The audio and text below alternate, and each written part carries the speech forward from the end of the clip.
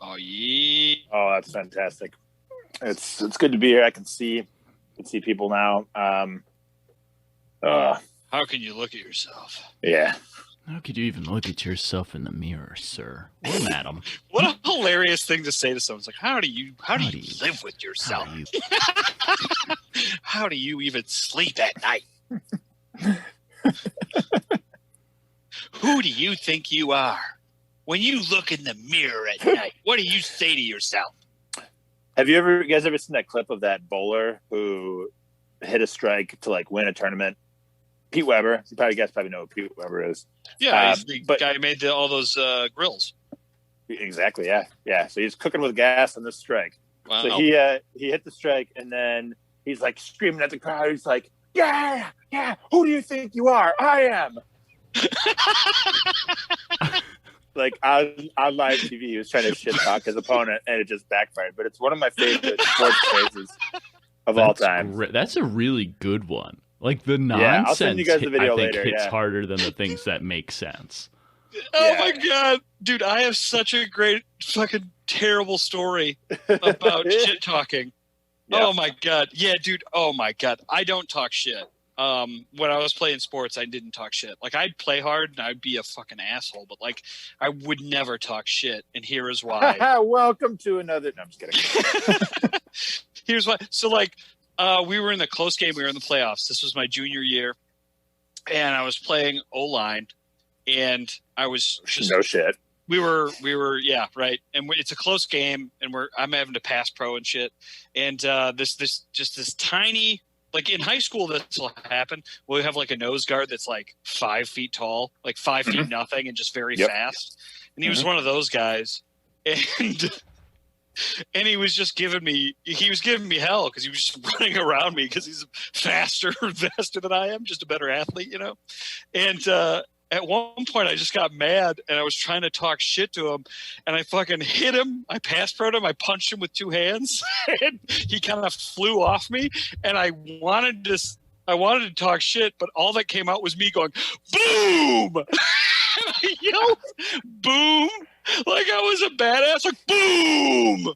And he just like caught his footing and then like looked at like the play was over and he like looked at me like, what did you say? And then we went on and we pretended like that never happened. That's the only time I ever talk shit. Boom! And I feel awful about it. What a dumb thing to say to someone. This is hot garbage. This sounds like shit. No one's gonna buy that. Is it a hit? Oh, welcome to another episode of Is It a Hit, where all of our friends at home can help us on this quest to find that next big hit single. I'm your host, Max, joined by my co-host, Pat, and somewhere out there in the ether is the headliner for tonight. It's our man of the hour, Nasty Nathan Sharp. Hey there, Nate. You all right there, Nate?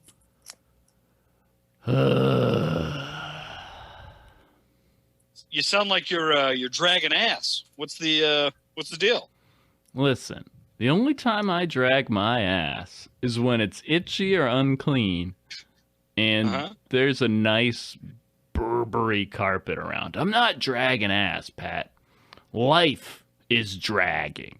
The world is dragging. I don't drag. Oh, okay. I'm not a dog. Dogs drag ass. I'm a man. Yeah, right. You're a man. The world drags ass on you. Yes, the world drags ass on me. That is correct. Okay, but we got to the bottom of it. The malaise of life, it dragging its ass on you. You've become undone. Yeah, I've become undone. I'm not a sweater wearing man, but I've become unkempt, disheveled. There's secretions, that are peppering parts of my body. We're not even talking about the mental state yet. We're not even talking about the mental state. We're talking purely about how I am physically. I have a deficit of fiber in my diet. I don't get a solid of 4 hours of sleep a night just because I can't stop thinking. I cannot stop thinking about the fact that while your ideas are noble intentioned, and while your conversation is robust and powerful and full of the juicy fruits of this ass-dragging bitch that we call life, it has yet to yield a real, solid, firm, well-formed hit out of the colon of your conversation. Right, yeah. Fantastic metaphor. You painted a picture. You got out there, but you brought us back in. Wow, fantastic. Yeah, to that I'd say there's no one to blame but yourself, right? You got to look at that man in the mirror, and you got to point your finger at him and say, "You did this. You did this." If I recall right, those were the exact lyrics of the hit song by Michael Jackson. He could make a hit about this same feeling. I'm looking at the man in the mirror, and I say, "You did this. You did this to me, Shimona." Exactly. Well, that guy, some people, not everybody says this, but some people would say that Michael Jackson's more talented than you. Just if it's sometimes. Well, not anymore. We'll figure it out, though. We'll figure it out. You know what? Look, he might have written a song about the man in the mirror, but you know what? He didn't write a song about Fantastic Bird Boy. Okay, not just anybody can walk in the door and write a song about Fantastic Bird Boy. Right? I don't know. I haven't scoured his B-rolls. Yeah, I think Free Willy was his Fantastic Bird Boy. Good movie about freeing a whale. Oh man, that's cool. The craziest part about that movie, recently, it's a good one, is I think the whale star must have gone right back into captivity. They're like, there's no way we're letting this fish go. We got Free Willy 2. We got Free Willy 3. We got Free Willy 4 in space. We got to keep this thing penned up. Can we find a smaller space for it? We need to make sure nothing touches it. We cannot. This is an asset. It's a specific. Because here's the thing that you guys got to remember: that orca had a very specific bent dorsal fin. You guys remember? Yeah, there's no way his herd is going to accept him back into the group. But also, that's a specific orca. They needed to protect it. They need to make sure nothing bad happened to it because it's the only orca that has that bent dorsal fin, I think. Yeah. We get furious when we see very difficult. Yeah. Right. When there's different animal stars in sequels and things. When we were up to Benji 5 or Lassie 3 or most valuable primate, most vertical primate, and we thought maybe this isn't the same chimpanzee, Yeah. That was very It was upset. weird. It was weird for that one that was most velociraptor primate. Yeah, right. Yeah. That guy was missing an eye. That one. Yeah, that was a weird one. You could tell it was a different one, yeah. So, you all have heard of most valuable primate. You live far enough north. I had never heard of that before I met Canadians. And I love Canadians, mostly for the fact that they have introduced me to this movie. How many animals acting as human movies in just sports settings do we have out there? We got MVP. We got there's you got Air Bud. There's Air Bud, of course. There's one with Matt LeBlanc. Ooh, Dunstan checks in? No. I believe. Oh. Dunstan checks. Well, that's not sports though. No sports. No sports involved. Unless being a bellboy is a sport up in Canada. It could be. It is. Yeah. Man, one of the few Jason Alexander movies out there. That was an interesting one. I think he was the villain in that movie, right? I think he was the kid's dad, but I think he ran the hotel and he wasn't too enamored with the thought of a wild orangutan running around causing mischief. Yeah, usually the villains in these movies are the only rational thinkers. Yeah, that's such a good point. He's like, we gotta find this dog. It could hurt somebody. And And people are like, no, you gotta let the dog do its thing. He's like, what? This is a sport for human boys. He's like, no, let the dog play. And then at the end, say make the Chip the Bellboy. Who said make the Chip the Bellboy? I didn't say make the Chip the Bellboy. There's always a moment when at the end of these movies, because they're not like hard villains, like none of these people like die or go to jail. Like, what about the one in Beethoven wants to shoot Beethoven for some reason? He frames Beethoven for being like rabid, so he can shoot him. Oh man, I forgot about that doctor. Yeah. Okay. Oh man. Yeah, the 12th Doctor Who. No, the doctor was like a veterinarian who was like trying to kill all the dogs, which seems against his Hippocratic oath. Yeah. But what I was trying to say is that there's always a moment where like the bad guys, the ones that aren't like psychopaths, they're always just like them shaking their head like, I was wrong to doubt that dog or something like that. There's always like some moment where like, or everyone like else there's is like standing and clapping around them, and they look to the right and then they look to the left. Like, wait, I'm the bad guy? Yeah. I'm just trying to uphold the rule book.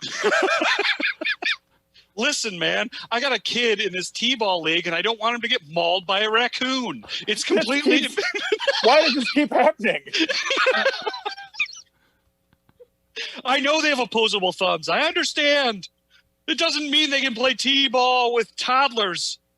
Yeah. Well, if this is your first episode, this is the kind of discussion you're going to get.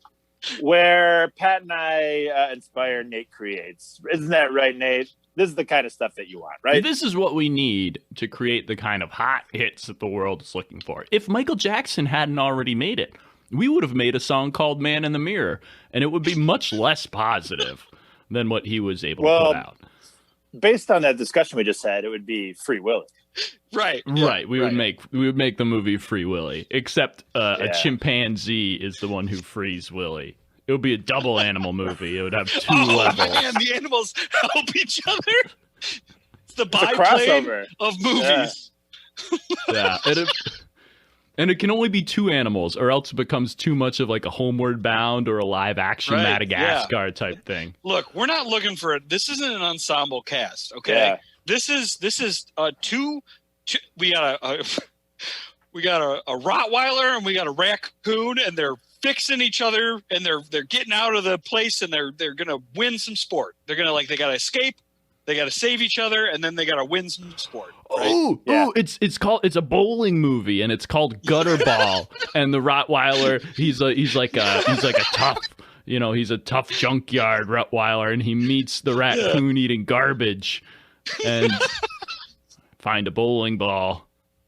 Yeah, start knocking over trash. Yeah. It's the animal version of Kingpin. That's the elevator pitch. It's Kingpin with animals. Hey, Mr. Bruckheimer, now that I got you in this elevator. All right. Kingpin with animals. What do you say? Did you just Can I have explosions? Of course. Yeah, I think we got it. But and it's ironic because I just remember this. Literally tonight, guys, with my family, I watched the movie Babe. That had animals saving the day in it. But okay, if we're making a movie here, guys, do the animals talk to each other? That is a good question, because I think it's actually harder writing if they don't. Like, it's harder for like what's easier to do? Like, have a Rottweiler be like, "Hey, raccoon boy, get over here and enjoy this nice milk that I found," or is it just like to have to like make a fucking Rottweiler like stand and like offer raccoon a bowl of milk or something? Like, one is way harder than the other. Yeah. It just takes a really good group of editors to, film everything a Rottweiler is doing for like 3 weeks straight and then just string it into a movie. Maybe that's why these movies get made. Because we talked about this last week, looking back over my notes.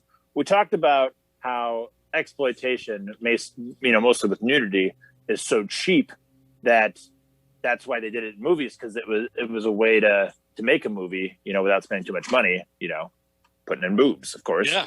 But now, with animals, you just follow an animal around long enough, it's going to have enough reactions where you can just like edit the crap out of it, and suddenly you have a movie where an orangutan is playing third base. Yeah, absolutely. And computer animation too. Don't forget about that. Well, no, so the movie I'm referring to, I think it's called Ed, where this monkey's playing third base. He's got an arm. He's got an orangutan is not a monkey. It is a great ape, sir. I apologize to all of our, ape enthusiasts. Wait, which one did you say? I don't remember. Jane Goodall is a big fan. All of our primates, all of the primates out there, I apologize if I've offended you. Yeah. So it is a, whatever Nate said. So anyway, this orange monkey. But there's no CGI. This movie's from like 1995. This orange monkey. There's no CGI at all.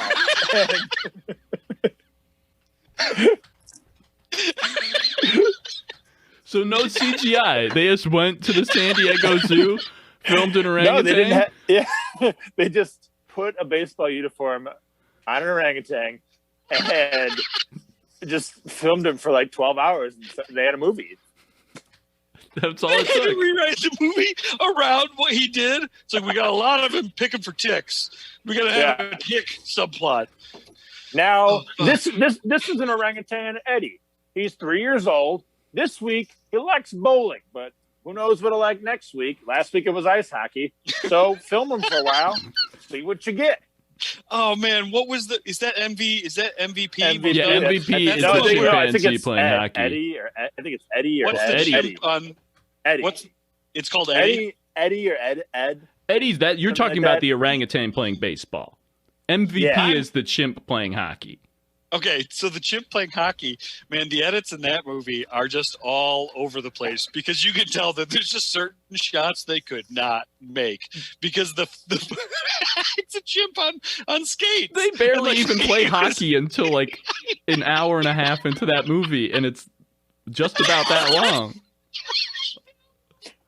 We gotta get him off the ice. He's got hypothermia, but he hasn't got a slap shot. There's shots of like him just like skating, but then there's just interspersed shots of clearly a doll that's made to look like him.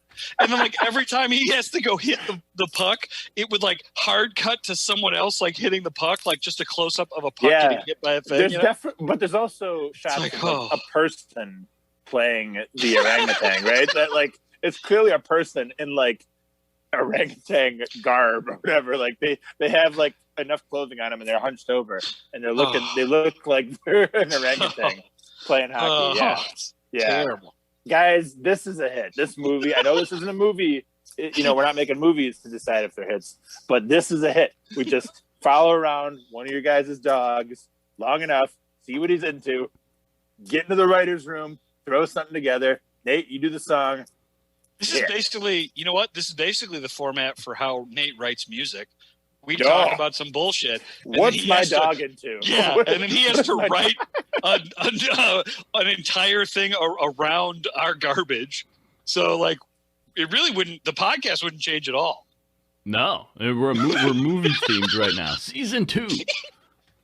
Right? Yeah, we're not making songs. We're making garbage movies. You ever think about? So, all right. Babe, Pig in the City, and like Homeward Bound, there are good versions of the animal movie, and they exist on another plane, right? They're not schlocky, and they're not hokey, and they're done well. And there's like their actual movies is what I'm saying. Yeah, Babe was nominated for Best Picture, guys. Yeah, Babe was. I'm gonna let that sit in. Yeah, Babe was. I loved that movie. I'm not even joking. I like the sequel, Pig in the City. Also, that's one I haven't seen. It's pretty good. I mentioned Roger Ebert a while ago. Roger Ebert went batshit for that movie. He loves that movie. And I don't know why until now I haven't seen it. So I think the kids liked Babe. Probably going to watch Pig in the City at some point this week. I watched it when it came out. So I think I was a teenager, but I loved it. And it was one of those movies that I loved that I couldn't like profess that I loved. It was like, a teenager. Your wrestling teammates are going to beat the crap out of you. Yeah, right. Yeah, I can't just be like, you know what movie was really good? Babe, Pig in the City, guys. There's just like a whole team of wrestlers just jump on top of me and pound me like the Great Apes in Congo. Another great animal movie. Or the Monstars in Space Jam. Yeah, or that. Yeah, them too. Wait, Pat, you sounded like you wanted to go into a Congo tangent. Dude, is that what you want to do? We're here for you if you do. Okay, let's about if I just dwell on it. So my diamonds. What's it had Pennywise? Who's the guy that played Pennywise? Oh, Tim Curry. Tim Curry. Yeah. Yeah, I love Tim Curry. Well, here we go. Writing it down. Congo. Yeah. All right. So I watched Congo, and I wanted it to be the next Jurassic Park. And we all know that it was not. But it was like built up like it was going to be the next Jurassic Park. 100%, yeah. From the writer of Jurassic Park. And it was like, what's this? It was like a horror movie with like some anthropology in it. And it's like just more than you would expect for things like this. And you're like, okay, I guess. And then you watch it and you're like, wow, that was terrible. And I remember being like, yeah, but Michael Crichton's fucking sweet. I'll just read Congo. And I'm sure that'll be awesome. And then I read Congo. I read Congo too. Worse than the movie. Yeah, not great. Worse than the movie. It was terrible. It was an awful. I think the only things I've said about like the written word on this podcast is just me saying movies are like books are bad. That's like the only time. I don't think I've said I like writing at all yet, and we'll keep it that way. But yeah, just a boring slog of a book. And then like the great apes in the book were just using tools to kill people. They were just using stone tablets or some shit. It was fucking stupid, man. It sucked. Yeah. Well, Pat, I thought you would like that movie as an ASL enthusiast. ASL? Yeah. The ugly gorillas, go away. Yeah. Amy, hungry. Bad gorillas, go away. Amy, is it pretty. Gorillas? I thought it was ugly gorillas. Sure, that one too. I just remember Amy, pretty. Amy, hungry. Dude. Amy, quit talking about yourself. Damn it. Dude, there's a scene in that where they're trying to put the monkey asleep so they can jump out of the plane with the gorilla, you know? Yeah. And one of the guys like rips a banana in half, like length, not like down the middle, but like, you know, if you had two hands on it, you just rip it right in the middle. And I just remember, like you were opening a flare. Yeah, like you would open a flare. Exactly. Great imagery. So he breaks the banana like that and puts the drugs in. And I was like, I came away from that movie being like, can I just rip a banana in half like that?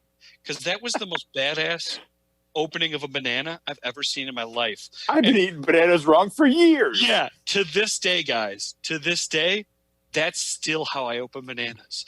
Just like they open bananas in Congo. And I'm not joking. I think you've probably seen me do it at like, you know, one of our get-togethers where we're just surrounded by bananas. I'll just rip it right open. Oh, you know, we do have friends that are farmers, and they bring in bananas a lot. Yeah, you'll see. You'll see. Next time we're together and there's a banana, just ask me to do it. I'm a performer. I can picture it just fine. I think we're good. If you don't believe me, just watch. You know what I'm talking about? I'm very confident in my banana ripping abilities. Have you ever ripped an apple in half? Yeah. You can do that too. The twist off half ski rip. Yeah. It actually, it creates like a weirder, like cleaner rip than you'd expect. Yeah, it's Why freaky. is that? I don't know, but I don't like it. Have you ever ripped a phone book in half? And phone books are the fruit of the book world. Some say that they're the pinnacle of the written word. Yeah. Yeah. The most accurate book ever written. My dad, I remember my dad like sitting me down and being like, this is how you rip a phone book in half. And like he showed me how to do it.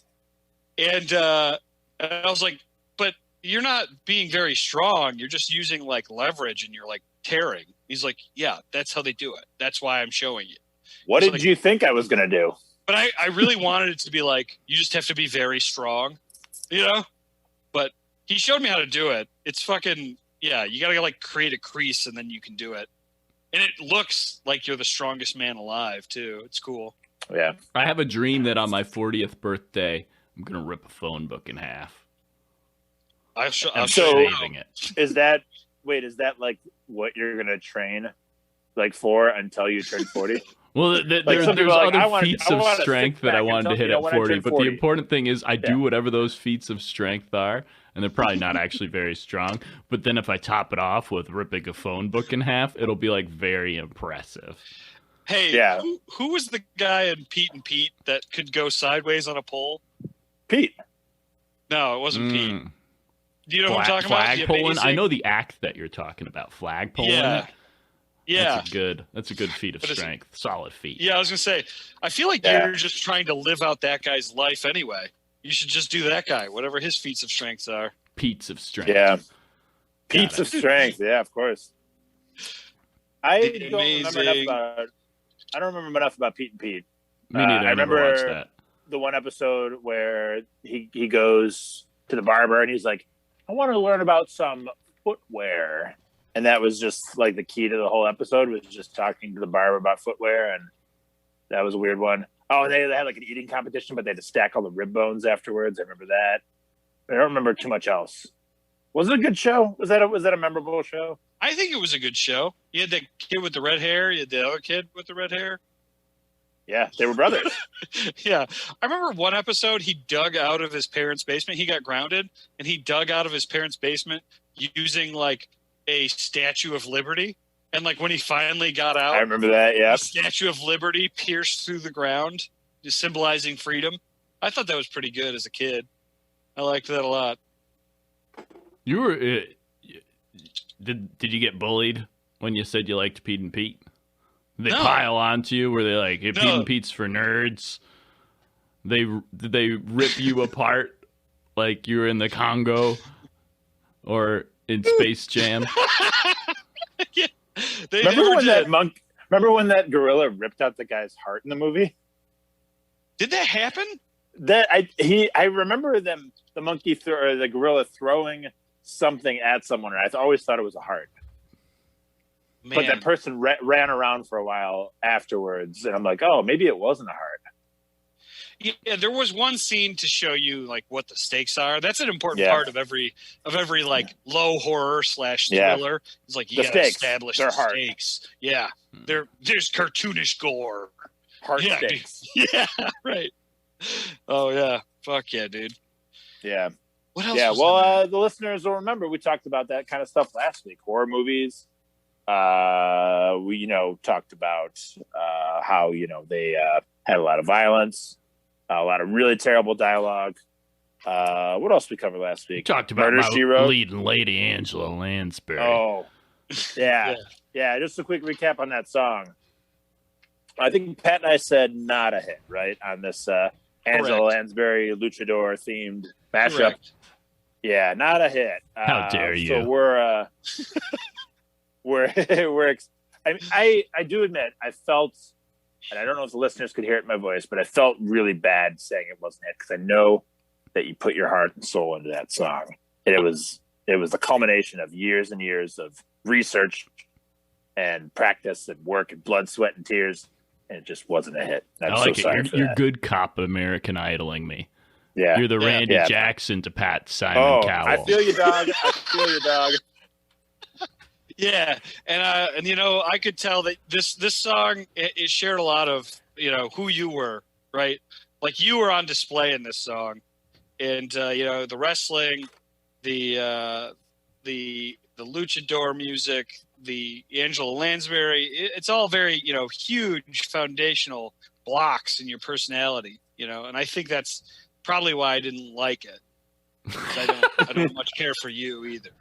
Got him. All right. Well, the next song will be purely about cars and driving fast in the late 1980s in a race to the death. Don't think I haven't been hearing you sneaking in little Death Race 1989 references. Third aspect here and there. Personality. I've been listening. I've been paying attention. You get the Death Race references in, and there's so many of these songs. It's all the same omniverse. One of these days, though, you won't have an album. You won't have like a double album. You'll have an omnibus, like a comic strip. You're gonna have like a bunch of all your songs and our podcasts in one space. It's gonna have fine sheen. Omnibus. That's not a word. Isn't that funny? What a hilarious thing that like comic book nerds, like that would be like a thing only comic book nerds would need. Like everybody else would be like, this is a compilation of several comics. It's like, yeah, it's like this is the series or whatever, right? They call those omnibuses. This is the omnibus. Omnibuy. Yeah.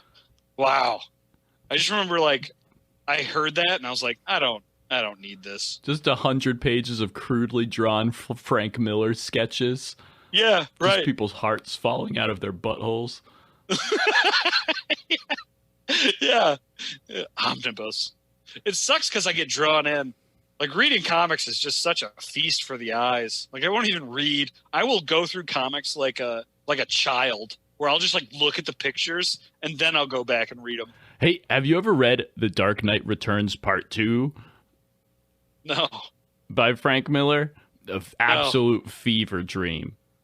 Is the it first really? one's very good. The second one is just a fever dream of nightmarish proportions. Gotta read it. I won't talk anymore about it because it's best exemplified through pictures.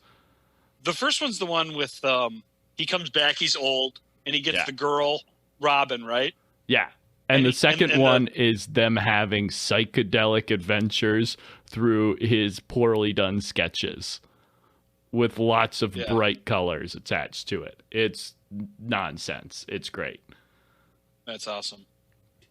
It's so great that comics, like, if you just that's such a common thing in comics. Like when you give an artist like 100%, like you just let him do whatever he wants, like things just go off the rails so fast. Well, because these people are degenerates. What kind of person sits around all day drawing pictures of superheroes? You have to be a maniac. These people are insane. They're literally just nuts off their rockers, just being fed probably either and or both lots of stimulants and lots of money. Keep drawing, Frank. Here's another. Did you read Image comics at all when you were growing up? Because Image got big when we were in like middle school. That was like the Spawn era, like Todd McFarlane with Spawn, or Max with 2 X's, or there was a girl that was like scantily clad barbarian girl. I can't remember what her name was, but she had like a big sword and just like no armor on, you know. But it was all these, like, Image was like all these hot artists and from like DC and Marvel, but like the whole like thing was like you get to keep the rights to your creations. So like they had a reason to like, you know, work harder and stuff. Like that's why, you know, Todd McFarlane, we know his name. He's the Spawn guy. He made Spawn, which is just, oh my God, it's such a mess. There's so much going on in Spawn. Dude. Do you see that movie, the one with like John Leguizamo and stuff? Yeah. There's so much going on in that movie. There's so many things happening. I like that movie's just horrifying to look at. It's just unpleasant, visually unpleasant things to view from beginning to end. It's so terrible. It's just like here's John Leguizamo in like a weird purple suit vomiting blood for an hour and a half. And he just turns into like a violator. He just turns into like that weird, scary, like gaunt monster. Like this scary fucking like Puck character, this clown that's like for the majority of the movie is just kind of on the ancillary part of the movie, just being like, ha ha ha, fart jokes, dick jokes, I'm disgusting. And like he goes from that to being like the bad guy that he has to fight. It's just so strange. It's such, man. And like he was a mercenary, like the guy who plays Spawn, like when he's not all spawned up, he's just hideously burned. It's just like everything about it is hard to like, just like everything is a weird, specific, jagged pit. Like he's a hobo. Like it's just, dude, the whole movie is so strange. And like those are parts of the comic too. It's so weird, dude. It's just like, if you let an artist do whatever he wants, things are going to get out there. Things are going to get weird, and it's not going to be great. It's going to be messy. Yeah. Well, we've been talking for a while, and I don't think we've covered much. I think we've kind of been all over the place in terms of content, because Nate probably agree, not much going on here in terms of inspiration, right? I have a base level of what I can work from. But I need to really make this work. There's a few very specific things that I need to shoehorn in, and then those will be the flesh of the fish. So, if you had anything that you wanted to go over today, What's grinding your apples together? What's ripping your apples in half, Max? What's your split banana? Well, Pat and I had a couple interesting things we were talking about off air that were pretty good, right, Pat? Sure. Specifically that I really like that we were talking about our first experiences with alcohol. That was a pretty fun one, right? Oh yeah. We can talk about that. Yeah, you want to get into that? How Sure. does that sound, Nate? Does that sound interesting? I'm interested to hear these stories. Oh, yeah. Okay. Yeah, Pat, you had a pretty good one. I could go first if you wanted to, but go ahead, and then I'll follow up. This may not have been my exact first, but it was definitely my most memorable. I was in high school, and I you get those rumblings of people like drinking at parties and stuff, and how drinking is cool, and these are all the things they did when they were drunk. They drank a whole fifth of vodka. Hell yeah. Oh yeah, it's so cool. I'm like, man, well, this is what I got to do. So instead of like trying to do it with other people, my thought was like, oh, I should do this at home. You just did this alone, dude? I did this alone. Yeah. Oh my God. Yeah. So, I mean, I don't know what the effects of this are. So what I did was we had a finished basement. My parents kept all their alcohol up, on the main floor. And, I'd go up there. They had like a, handle of vodka that they had for parties and stuff. It was up out of reach of a normal child. But of course, I'm gangly, slender man here, and I could go get it anytime I wanted to. I'd just reach up, grab some alcohol, pour myself a shot, and I just would take it, go back downstairs. And about 3 or 4 minutes later, I'd do the same thing. And, I probably did it. Looking back, I probably did like eight shots of vodka in this, pretty reasonably short amount of time. Jesus. And then went downstairs, and I think I got so hammered after a while that I ended up like passing out, but like vomiting onto the floor, like in front of me. And there was a period of time for like 10 years where I convinced my mom that I was vomiting because I had White Castle earlier that day. And it was just me vomiting up White Castle. I'm like, oh, that White Castle, can't have that. Sorry, Mom, can't have White Castle ever again. So that was it. And I told her, recently. So at some point she'll get to this episode, maybe. I don't know. And she knows the story. I did tell her, 4 or 5 years ago that this was in fact not White Castle. It was Pop-Up vodka or whatever they had. That was a weird one. I definitely, but it was, it's kind of like a whole, hey, I caught you smoking a cigarette. You got to smoke the whole carton thing. Where it's like, oh, I had all this vodka. I don't think I ever want to drink again. And I don't think I went through the entirety of high school drinking at that point. I think it was like, maybe I was a freshman or sophomore. I didn't drink again until college, I don't think. Maybe once or twice, but not much. Did you ever brag about it though? Did you ever tell kids like, I drank 8 shots? No, I don't think I did. No, I think I flashing back to high school, I think I always wanted to like look cool in front of certain groups of people, but this one, I like in hindsight, like after I did it, I was like, yeah, I don't think that was cool. Like I knew it immediately that what I did was like not the correct way to do it, but I also didn't want to do it anymore. Oh man, that's awesome, man. That's so great that you just like when you heard the first time you heard about like alcoholics drinking by themselves. Did it worry you? Were you like, oh Jesus, that's what I did? Kinda. You were just a kid testing the waters, and you were just like worried that you were gonna have to like go to AA. It's like, I could never drink again. I'm an alcoholic. Man, you know what's funny? It's like growing up when they're like, how many beers do you have a week? And you're like, oh, fucking, I don't know. And you're like in college, right? You're like 35. And they're like, what? And like their response is not like that's like they're just like, what? Like when they give you that answer, you're like, how many do you drink? They're like, people normally have 10 beers a week. Like, yeah, my chart doesn't go that high. Yeah. I have a 25 to 30 category. Should I just bubble that in? Right. It's like, come on, get out of here. You know that I'm in college, and if I can, I'm going to party 3 times a week. Look, that's not that much if you're drinking, 3 times a week. Okay, that's what I'm saying. Yeah. Did you tell them? It's like, Relax. listen, I'm a big guy. Yeah. You're a big Look guy. at me. Look at me. I pee a lot. I'm fine. Listen, I'm on the line. I'm on the line. I gotta maintain my caloric intake here. I gotta stay strong. God! One time a coach said to me, he goes, Pat, are you drinking a lot?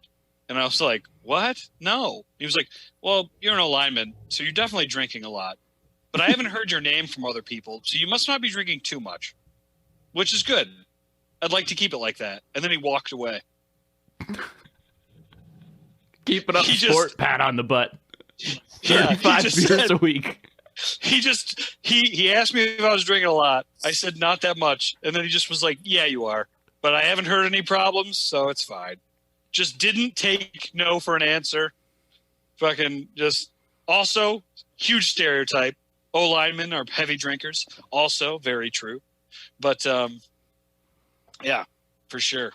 My first experience with alcohol was my mom feeding me hot toddies as just like medicinal, right? So like if you have like a sore throat, maybe like an upset stomach or something like that, she'd give you a hot toddy. And Max, remind me what's in a hot toddy. I know there's whiskey because when my mom made it for me, that's the only thing I could taste. It was just like she gave me a hot glass of whiskey, basically. I think there's lemon, right? Mine was some sort of tea, like a soothing tea, no caffeine, lemon, honey, and whiskey. And you serve it hot. Of course. Yeah. Because it is a hot toddy. Yeah. And so I would drink those and hate them. And I just that's my first How old experience. were you again? You didn't say earlier how old you were. How old were you when you I started? gotta believe I was probably 5th grade or middle school. Oh boy. Yeah. But I wasn't enjoying it. I didn't have fun. I hated the way it tasted. There was nothing like cool about it. Again, this was the way you'd think about it is like, you know how you have to like gargle with salt water when you have a sore throat? Have you guys ever had to do that? I hate gargling with salt water. It like makes me want to throw up.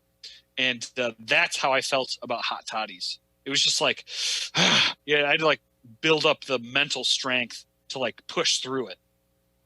But yeah, that's my first experience with alcohol. Just hating it. Yeah, well, that's good. I'm glad we both had negative experiences in terms of interest. And now we both drink all the time, so that's good. Yeah. Classic American success story. We really overcame our problems and our differences. Yeah. That's good. Yeah, Nate, what about you? Well, I'm trying to think here. So I feel like if drinking were like a lake, the way I approach, it was lots of dipping my toes in. So it'd be like, hey, can I have a sip of that? Can I have a sip of that? Whether it was like from every once in a while you try to convince an adult or they come. Actually, there was some. I had a friend that had a bar mitzvah in the 7th grade, and I remember they had some champagne flutes or wine flutes out, and it was like Manischewitz. I don't know. What's the name of that one? I don't know. But anyways, I remember sneaking a few of those and pounding a few of those on the way home, and then going back home but then I don't know if it worked. I don't know if they had any booze in them. I'm not sure. Because then I just had to, it was a few hours until the reception fun after the bar mitzvahing service. I don't know what you call it. It was part where you where you have to sit and listen quietly versus the part where you dance around the bar service. There and it stuff. is. Yeah. Wow, I'm terrible. All right. Well, anyways, but then after that, it was just lots of. I thought I was never going to drink because I wanted to be a good athlete, and I wasn't. And so I was like, well, the only way for me to keep up with people is to, stay away from physical all that. form. But then I started, you dip your toe in. Let me get a taste of that. Let me get a taste of that. And that was mostly it for a while. And, there was a couple times where I took a good cannonball into the lake. And you jumped on the big inflatable blob. I jumped on the big inflatable blob, yes. That can't fat yourself. Fat golf about it. What was that movie called? Heavyweights. Heavyweights. There it is. With Ben Stiller. Yeah. It And also Kenan Thompson. Was Kenan in that movie? No. I'm thinking of... No, you're right. Mighty Ducks connection, because... That guy, Mighty Ducks goalie, was also there. Goldberg was in it. But Kenan was in it, too. I think so. Man, how far has he come? Yeah. I mean, he's on SNL doing what he's been doing his whole life. Yeah. By the time this airs, you guys heard who the next SNL host is, right? Mm-mm. You didn't hit? Oh, man. It's going to be Elon Musk, I think, right? Elon Musk. Oh, really? Fantastic, yeah. Oh, that's cool. He's so rich he can buy his way into anything. It's great. Dude, that's going to be a shit show. That guy is. Yeah. Yeah. I'm excited about it. That's going to be like watching an animatronic thing try to have timing. Like, it's just going to be really weird to look at. Yeah. Oh, I'll be there, though. I'm gonna watch that live. I'm definitely going to watch that. I don't care where I am. I'm going to watch it live. Do you think Elon Musk is really a Cylon? Yeah. Sent from space? I do. Yeah. I think he was like uncool back on his home planet, so he came here and was like, I can just fucking do whatever I want with these idiots. Yeah. It's like the reverse Superman, because Superman, wasn't he just like normal on his planet and then came here and it's like, I can do anything. Right. It's like he got moved out of JV. Yeah. He came here so he could be a big fish in a small pond. Absolutely. Yeah. That's all that comic is. It's just fish out of water story. Just going to a place where you just moved down a division and suddenly you're better than everyone else. Hell yeah, dude. Yeah. And he's just having a bunch of fun. He's just like, I can't. They all look the same to me because I'm a robot, but man, they do enjoy flamethrowers. He should have just played more sports. Why didn't he just play more sports, Superman? Damn it. Could have done it. Could have done something with his life. Elon Musk should play more sports, I think is what I'm trying to say. Yeah, I want to see if anyone's going to become like a Batman type. You'd think it'd be like someone like Elon Musk, right? Like he's eccentric. It seems like he's in better physical shape than he was when he started. We need a billionaire to go full superhero. I want to see it. Yeah. What kind of sketches do you think are going to be on SNL with Elon Musk? I'm thinking at least one Bond villain sketch. Okay, that's good. I was going to say something about like autism, something about being on the spectrum. Probably I'm not. Serious. I bet. Yeah, I think they'll do something like that. Yeah. Or just go hard nerd. Like they might code it. They might not say like autism or spectrum, but like they'll go hard nerd, and it'll be an autism sketch in everything but name. That's is that like does Elon Musk have Asperger's or something? Is that real?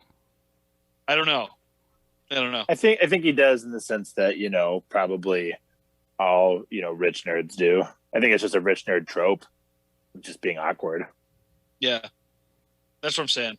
Yeah, I don't know that he actually does, but like I think that they'll have some version of that, like awkward, super nerd, billionaire type. Like think of the humor in what's the Pied Piper show? I love that show. Silicon Valley. Yeah, think of the humor they do in Silicon Valley, stuff like that. Yeah. Okay. So you think if we say Elon Musk enough in this Elon Musk podcast, the algorithms will recognize that we're saying Elon Musk? And maybe Elon Musk will tweet about it? He might tweet about it, but only to send like a death squad to wipe us out. Yeah. You got to say his name more, though, to make sure it works. Elon Musk. Do you think Elon Musk? Do you think that Elon Musk is going to have an Elon Musk themed segment on Saturday Night Live where Elon Musk shoots up a SpaceX rocket to go to the moon and fight the new Mars rover for dominance over the red planet? No, but I do think there has to be something with the space station. There's got to be a space one. You're right. There's got to be a space. There's got to be a space one for sure. Yeah, when they do the space ones, there's some pretty good ones. Yeah. Okay. So all right, we're making predictions here, guys. I got one more for all our listeners. All right. So what do we got so far? We got Bond villain. We got space. We got a space themed sketch. What else got, Pat? We got the autism/nerd. Oh yeah, of course. Then I think they're going to do like a John Hamm for Elon Musk for like some type of like Musk perfume, or like perfume or what's it called? A guy perfume, whatever that word is. Aftershave. A cologne. It's called cologne. Cologne. It's still eau de Cologne. toilette though. Definitely called cologne. What was I thinking? Yeah. Yeah. Nice. Boy cologne. Yeah. Get Elon that. Musk's boy cologne. Yeah, cologne for boys. What's it called? Elon. Yeah. That's at least someone's going to pitch that to him, thinking that he'll never jump on it. So yeah, that's what I think will happen. A Musk joke. Well, we got it. If you listeners at home want to make a prediction to what's going to be on Elon Musk's SNL sketch, it probably will take a little bit of self-control because by the time we post this, that episode would have already aired. But if you want to share your thoughts about what's going to be on the show, call our voicemail, 707-780-2448, and let us know what you think is going to be on SNL. We'll see how accurate you are. Booyah. Yeah, booyah. Nate, what do you think? You got what you need? I think I can work around all of this in a night and put it into a nice tight package, a nice tight 9.5 minutes of fever dream. A 9.5 minute epic about Rottweilers and raccoons fighting off gorillas. Yeah. Only Nate, two animals Nate. max. Oh, Maximum. Yeah. Hey, Nate, cover your ears for a second. Pat, what do you think it's going to be about? Oh, I don't know. I mean, we got animal movies. We got Spawn. I think it's going to be a space oddity, but Elon Musk is going to be in space, and he's going to be the one. He's going to be. He feels out there compared to everyone else. Or it could be like an Elon Musk story where he's like Babe, pig in the city. Oh, of course, yeah, because he doesn't know how to talk like a human, so he just talks like a pig. Ooh, he has to interact with regular human beings. Nate, cover your ears. Oh, I gotta cover my ears. Be quiet. I thought you were done. Oh no. You stepped on my joke. I was going to say Elon Musk walks around and goes la la la la la. Yeah, Bahram you, Amazon. Yeah. Well, that's all I got. Yeah, and then he's like, "I like perfume." That's probably it. Okay, we got it. I think we nailed it. All right, Nate, you back? Musk. Nate, can you hear us? Yeah, I'm back. Yeah, John Hamm.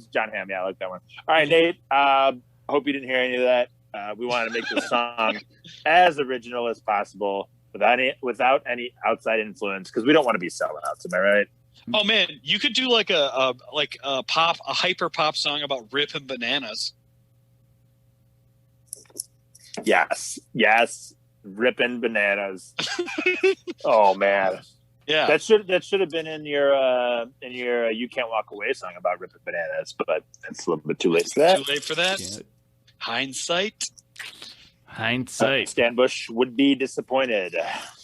You should do a Man in the Mirror one. That's a good song that no one else has done. Oh man, yeah. No one's done that. You did this. You want to be famous? Do this. Make the song. This is your fault. You did this. Yep. All right. You just go to bed crying, right? Yeah. Well, Nate seems like he has enough. I can just tell that he's strumming away on his guitar. He's brimming, jotting down some bars, a couple bars, 4 bars here, 6 bars there, 6/8 time. All of your treble clef, all of the stuff that musicians do. Pat, did I leave any music terms out? I think you got them all. You might want to say coda once though. Oh yeah, okay. Coda, the refrain that's a thing. That's nice. Good stuff. Yeah, bassoon. Oh yeah, that's all the music words. You got them all. I think I'm looking at a word search right now. What are we talking about? We're talking about the woodwind instrument family. Got your oboes. Snare. I just found snare. Oh yeah, snare. Okay. The loudest of the woodwinds. Yeah. Oh, I wasn't listening. Sorry, guys. Well, this has been fantastic. I've had a lot of fun. I can't wait for my family to listen to this one about my experiences with alcohol. That's a good one. Your story is awesome. Oh, thanks. I've been saving that one. I'm really proud of that one. I did it. When I did it, I was like, you know what? I'm going to talk about this one day into a podcast. And I said, what's a podcast? Like, you'll know when it happens. You were hammered. Yeah, I was hammered. Yeah, I was having a Gollum-like conversation with myself, as we all do in the mirror every morning. Oh, of course. And that's called a callback. That's a callback. That's a callback. All right. Yeah, it's a callback. All right. Well, if Nate has what he needs, we could probably go to a break, right, guys? We can probably go to a break. Oh, okay, fantastic. Well, let's give Nate some time, and we'll talk to everyone else after this.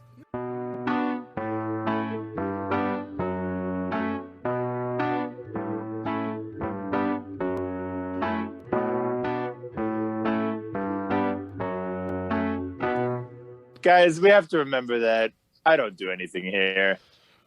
I'm the maitre d' that just brings people to the table.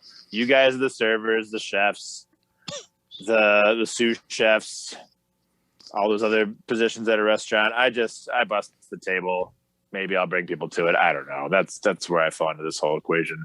Well, if it's any consolation, I don't even get any tips. You do make the merch. Yeah, you're out there in a sweatshop, just pressing ironing on labels onto sweatshirts from a different sweatshop. Yeah. It's like a stretchy material. Ooh, that's nice. Good. That looks nice. Yeah, it's good though. I've worn it everywhere. I wore it to open skate today with Oliver, so we went ice skating today, and I wore it there. Yeah, and I got recognized by my neighbor. He's like, "Oh, hey, well, I didn't know anyone else had that sweatshirt." Oh, it's just Max because I wore it when I saw him the other day, so I've been wearing it everywhere. Guys, I'm getting recognized. That's what I'm trying to say. Shameful self-promotion. That's what it's all about. All the coolest people wear shirts with their own face on it. Yeah. And actually some of the lamest people. It's a wild card. Yeah. For the people that don't know, the guy on our logo, that's Max. A lot of people don't know. Oh, have we started? No, we're starting now. 3, 2, 1 now. Go. And we're back. Guys, I'm very excited about this song. I'm going to say 4.5 times more excited than I was about last week's song. Mostly because the topics we talked about were fantastic. Right, Pat? Oh, yeah. We had animal movies. We had Congo. We had Spawn. Yeah. These are great. Yeah. These are great. I'm most interested in Nate's take on all of our experiences with alcohol. Yeah,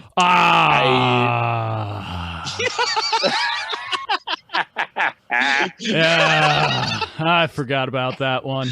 You know what? I might shoehorn something in post, when I clean these things up. I might. Yeah. You might get one shoehorned in, but you all will certainly not hear one. And honestly, to be completely honest, I probably won't mess with it. You're feeling very fancy. Should we do fake reactions to that topic just in case you do put it in? Yeah, and then I can rewrite backwards in your fake reactions. No, it's thanks for including the vomit on the floor. That's great. Awful. This sounds awful. I'm against this 100%. All right, I agree. That is not a good idea. But maybe here's the thing. I had to cut a long bridge of this song that was just going to go into the real man in the mirror type despair scene. So that could really lend itself well to sweet talking about drinking. You were with the man in the mirror, dude? No, I didn't do any of that. There's none of that. Oh. But it was planned in. So in my song I have, and I quote, bridge with sad actor. and it's just written there, and then there's no musical notation or words anywhere else. It just says that. Yeah. So yeah. All right. Well, Pat, you got any predictions about what the song is going to be about? Oh, let me think here. I mean, I guess if you think about the different things we talked about, so we got like animal movies, right? But like any styles, any topics, like not a topic, but like what's the whole song going to be about? Yeah, maybe it's going to be. I like the rational adults versus are the bad guys in animal movies. I like that concept. Mm-hmm. I liked the world dragging its ass on Nate. I don't know if that got in there. Pat, I feel like you're trying to cover a lot of bases here when I just want one prediction.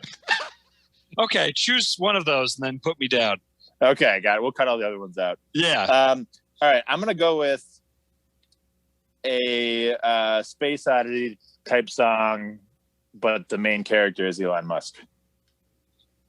That could work. It could work. We're about to find out if it'll work. Yeah, let's see. I can't wait. Well, all right, Nate, what do you got for us? We'll see.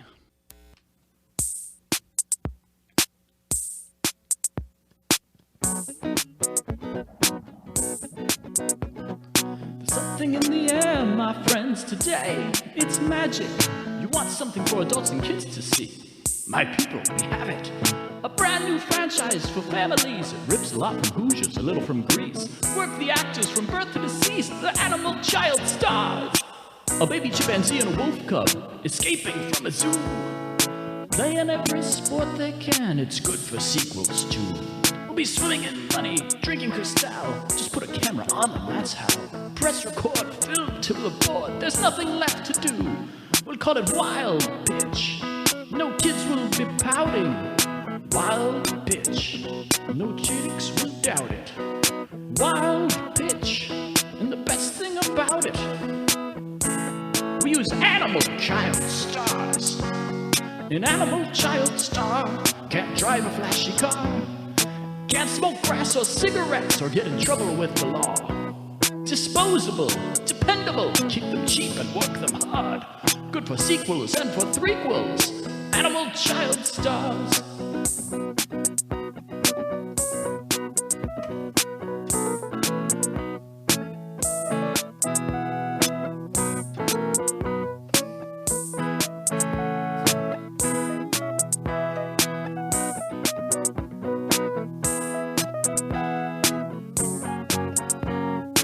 Animal child stars can't drive a flashy car. Can't smoke grass or cigarettes, can't get in trouble with the law. Disposable, dependable, keep them cheap and work them hard. They're good for sequels and for threequels. Animal child stars. Wild Pitch 7 Billy, we're getting on in the years. There'll be laughter, love and friendship, and maybe a few tears. We've got the original Chip and Wolf back this time. Oh, it's so good to see them partners in crime. The critics are buzzing already. Hold the camera steady. That's right, hold the camera steady. The orchestra is ready, and they're sitting in the pit. Now come on, get them let loose and film this shit. Oh God, where's the handlers? These animals can't stay in place. Why is Bubbles running towards the spectators? What happened to the co-star's face? The wolf is having a field day. Dave's gonna have some scars. Come to think of it, these things are dangerous. Let's go back to animal child style. Pitch. No kids will be pouting. Wild Pitch. How can the critics doubt it? Wild Pitch. It's a tinge dark, but the best thing about it, we use grown-up versions of our animal child stars. An animal child star can't drive a flashy car. Can't smoke grass or cigarettes, get in trouble with the law. They're disposable, dependable, keep them cheap and work them hard. They're good for sequels and for threequels. Animal child stars. Animal child stars can't drive a flashy car. Can't smoke grass or cigarettes or get in trouble with the law. disposable, dependable. Keep them cheap and work them hard. They're good for sequels and for prequels. Animal child stars.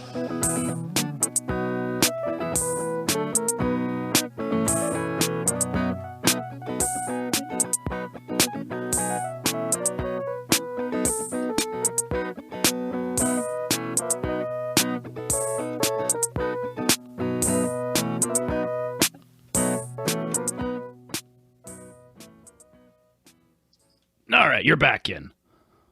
We're back in? You're back in. All right. Nate, I can't believe you wrote an entire song about kids drinking alcohol. Oh, wait, just kidding. So this song was called Animal Child Stars, I assume, right? Yeah, Animal Child Stars. Yeah. That's awesome. I had a good time with that song. I don't know about Pat. That one was a lot of fun. That was a ton of fun. Yeah, the lyrics were great. I liked the cheap and they work hard. That's great. They're disposable and dependable. That's all good stuff. They can't drive a flashy car. Don't know why it's in there, but it makes sense for rhyming purposes. Oh no, because child stars go crazy when they get to like a certain age. So it's like them balling out too hard. Oh, got it. Yeah. Okay. Yeah. Okay. Well, they could drive flashy cars. Animal child stars? Yeah, they could drive flashy cars or go to the finest bars. How would the animal child stars anything do that rhymes? They can do literally anything as long as it rhymes. Well, let's think of some more rhymes. We could help you out with the lyrics to this song, right? No, we don't need to do that. But Pat, what'd you think of this song? I loved it. Yeah. I really did. I really liked it. I liked it a lot too. Yeah, it not reads, but the story. I could see this being like a music video.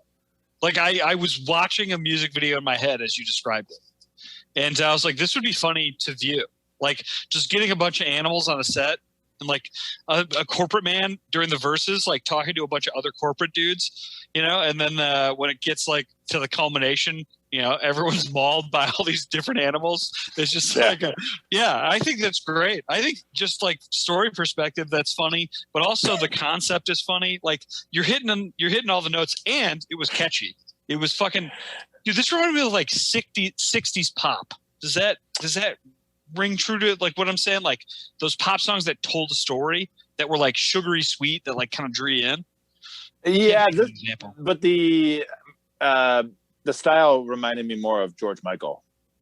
Specifically like a Faith type song that just the way the guitar played and stuff. But I don't know if the final version is going to be like that. There might be some tweaks to it, but I definitely like the style you chose. And I like the little solo at the end. That was pretty good. Yeah. Let me think what else. I liked how the producers of the film realized that they made a bad decision when the monkeys started ripping people's faces, but they knew what was coming. Everyone signed a waiver, so it was fine. It was fine. Yeah. Dave Coulier is going to be okay. They have to cut it out, and by it I mean the monkey's fingernails from his face. You know what this kind of reminded me of, Nate? And I'm going to ask you after this what your inspiration was, but this kind of reminded me, like this could be in a contemporary musical, like a 70s musical, like think like a rock opera, like Rocky Horror, where it would be the introduction of the quirky character. Right? Like that's what it felt like and sounded like to me. Like a quirky character in a contemporary musical. Does that make sense? Okay. Like the dentist from Little Shop of Horrors. Yeah. Yeah. That okay, I could see that intro be just like that, where this is how we're coming in, like this is the director of the producer of the movie. Like, this is what I do. I'm so quirky. I put animals in movies. Yeah, right. Does that make sense, Nate? Kind of, yeah. Yeah, I do see where you're coming from. There's all right. Yeah. All right. Well, now tell me tell me what your inspiration was. All right. Well, the process to it was basically, so I had the words. You write backwards, as you do. It's like Missy Elliott. It's like Missy Elliott, of course. Yeah. So I knew that I had to like write them, and then I couldn't figure out the structure of it, and then so I had to switch from the piano to the guitar there, and then you write out the structure, and then you're like, oh, okay, I got these things, because the piano was too free form, too much free form, can do too much. Sure. So then for the guitar thing, I was thinking. So I was listening to on Spotify. I was listening to "Man in the Mirror" for a second, and then I was like, "All right, Michael Jackson, boring." So I went to listen to Prince after that, walking the dog, and then so I was like, "Ooh, I wonder if I." And then I'm like, I can't make this sound like Prince. But then I was thinking, like in the song "Kiss," they do a lot of little seventh chords, like there's a lot of staccato-ness in Prince's music. So then there's the. It's basically, the song "Found a Job" by Talking Heads, or it does like the funk thing where he goes, that kind of thing. You hear it all over the place, anyways. But that's one. And then the voice is frickin' Oingo Boingo again. Is if you what's it called? What is the law? No spill blood. I was thinking of that. So I wanted to sing in that voice. I'm giving it too much. No, this is awesome. Yeah, so it's that. This is the best breakdown of a song, because I've asked you several times. This is the best example of it. That was awesome. You're making the vegetarians really happy with this part. Oh, okay. There we go. Giving them a lot of faux meat. Yeah. And how the sausage is made. Yeah, really how the sausage is made. And then that was cool. Yeah, I'm a big. I could get get more into it, but yeah, and so I hear the George Michael thing, because that there's a lot of songs that have that kind of bit, and it's like I think I was doing a Bo Diddley beat maybe, and George Michael, they did the so that might have been going on. I'm not sure. I don't know. Yeah, I had to throw it together quick. Well, great work. That was catchy as shit. Yeah. Hell yeah, man. That was great. Yeah, I really enjoyed that. Well, anything else, Pat, before we decide if it's a hit? I think we know what we're gonna do. Yeah, man. That's great work. And this is a cool one, man, because I think you're gonna please a lot of people. Like, you don't have to pay attention to the song to the story to enjoy the song. You see what I'm saying? Like, it's just such a layered thing. It's pleasing, it's hooky, it's pleasing, it's funny, and it's funny verse to last chorus there, man. That's good. That was good. That's a good point, Pat, because you and I are going to like this song, or like any of Nathan Sharp's song, because of the lyrics. That's what we're going to pay attention to. Yeah. Repeat listenings. But if a song's a hit, it's got to be catchy on that first elevator ride. And I think, I'm going to say that this is the hit, because you're right. It is catchy. It's definitely what we want to put on the radio right now. Yeah. Let's get this out there. Let's throw this in front of the people. They'll eat anything. Just throw it into just throw it in with their slop, as they eat from the trough, and they just mow it down. This is going to be great. Can't wait. Good job, love you, mate. fans. Yeah. We love you, sloppy fans. Yeah. Hell yeah, dude. But this is a hit. Total good hit. Stuff, Nate, though, because this is, I think so last week we had... Not a hit. Week before, not a hit. Week before, not a hit. Yeah. There's just a string of them. Over and over and over. Not a hit. Mobar, not a hit. Living in an Office Space, hit. So that was a hit, yeah. It wasn't it, yeah. I was getting a little worried, Nate, that you were turning into the Fantastic Bird Boy, and you were getting a little disillusioned by your calling. I'm not going to lie. Earlier today, I was absolutely furious. And while I was putting this together, so I spent most of my creative time when I was trying to put this together. I'm trying to make my MIDI controller into a Raspberry Pi synthesizer. And so I didn't write the song very much, and I was more focused on staying up late and trying to work that out. and it didn't work. Wait a minute, that's not a joke. Here's a joke. You want to hear a joke? Guy moves out to the country. His neighbor comes to him. He says, "Oh yeah, we love to hear you out here. Got a nice basket of fruit for you." And he's like, "Well, man, I've been living in the city for so long, man. Being in the country's awesome. People come out here, give me a basket of fruit. What's your name?" He's like, "Oh, it's Farmer Ned there." "Oh, snap, Farmer Ned. Yeah, it's yeah. So, what's there to do around here?" It's like, well, yeah, we're gonna have a party for you, a party in your honor. It's so exciting. I'm so excited for you to be here. We're gonna have a party in your honor. It's gonna be great." And he says, "Whoa, that's amazing." And it's like, what's going to go on? It's like, "Oh, you know, a little bit of drinking, a little bit of fighting, a little bit of fucking." And he's like, "Whoa, it sounds like some party. Hey, what time?" And he's like, "Oh, come over anytime you like. Just the two of us." You never heard that joke before? That's the only joke I know. I've heard you say that joke before, so I'm wondering why you said it here and now. Because this was all getting very too serious, and we needed a joke. Lighten the mood. Oh, that's You're talking about the actual process. This is garbage. No one wants to hear that. People want to hear jokes, and they want to hear jokes that I've heard is Norm Macdonald's dad's favorite joke. And that's a Norm Macdonald? It's his dad's favorite joke. It's a joke that's been around forever. Okay. Well, if a you song as old as time, as Angela were Lansbury too short and too dry, well, then you can hear Norm Macdonald's dad's jokes and takes it a step further. Well, I think that's a natural stopping point. We don't want to have Nate read off any more essays online, trying to make us laugh. And we don't want to talk about any more process. I think we got what we needed. Process is dumb. I loved it. Yeah, this is called Is It a Hit? And the answer is yes. It's a hit. Yeah. So there's a chance there's some voicemails after we leave here. I don't know. Could be. I haven't decided yet if we want to put them in or listen to any of you jokers at home. But maybe there is. And if you want to call in to hear yourself talk, everyone loves that. Our voicemail is 707-780-2448. Give us a jingle. We'd love to hear from you. Maybe you have an animal child star at home that you want to get famous and you want to put them on the radio. Have them call in. You got an elephant that can play the flute? Have them call in.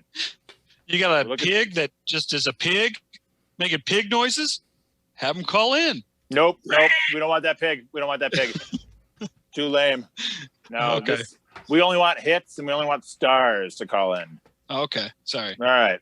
No pigs. Repeat. No pigs. No pig. No pigs can, but they need to have a talent, like herding sheep or something. Oh, okay. Yeah. But no pig squeals specifically. Yeah. Yeah. Well, specifically not, but unspecifically, maybe a few squeals if they're not well defined.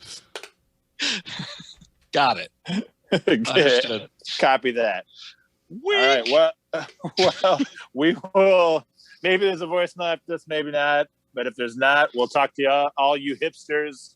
Excuse me, all you hitsters next week. Bye. Bye. Bye.